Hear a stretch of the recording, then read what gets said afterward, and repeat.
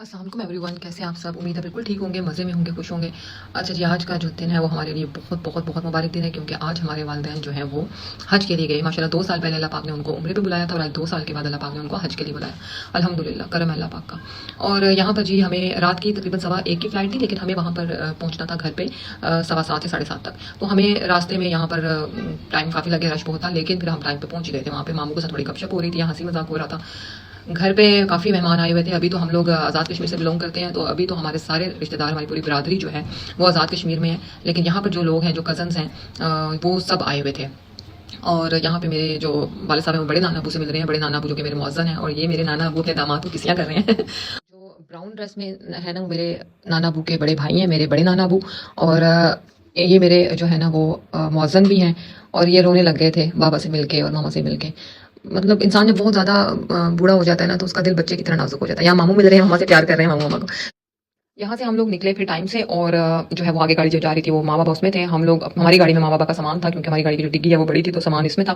यहाँ से फिर हम लोग सामान लेके ऊपर गए। ऊपर सुहेल ने जो है वो फिर माँ बाबा को मतलब वो जो एंट्री डोर होता है ना, वहाँ तक वो छोड़ने के लिए गए, क्योंकि एक मतलब अलाउ तो कोई भी नहीं था, एक बंदा भी अलाउ नहीं था, लेकिन सुहेल ने कहा कि नहीं, मैं वहाँ तक जाऊँगा।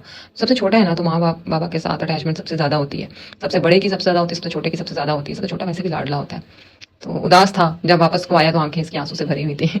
लेकिन हम सब के लिए बहुत खुशी का दिन है। हम के माँ बाबा जो है वो हज के लिए गए हैं। बस ये थोड़ा सा दिल हो रहा था कि इस मरतबा ईद, पहली बार ईद जो है ना माँ बाबा के बगैर हम लोग करेंगे यहाँ पे।